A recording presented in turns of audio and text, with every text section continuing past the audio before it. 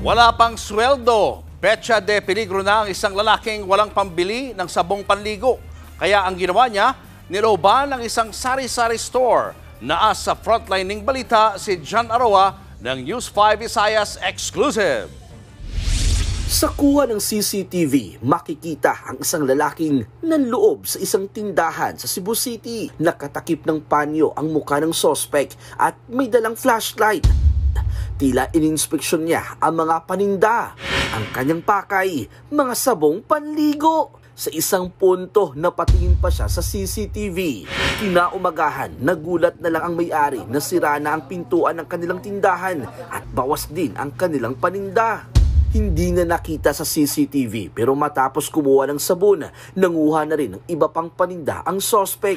Agad naman siyang naaresto. Kakapasok lang daw niya sa trabaho bilang construction worker. Hindi pa raw kasi siya sumasahod. Wala akong sabong panligo, kaya nagnakaw ako sa tindahan. Kumuha na rin ako ng pangkonsumo. Bago pa lang kasi ako sa work, wala pang sweldo. Isinauli na ng kinakasama ng sospek ang ilan sa mga ninakaw na paninda. Aabot sa 10,000 piso ang kinuha ng sospek. Desidido namang magdemanda ang may-ari. Nagbabalita mula sa frontline, John Aroa, News 5 Visayas.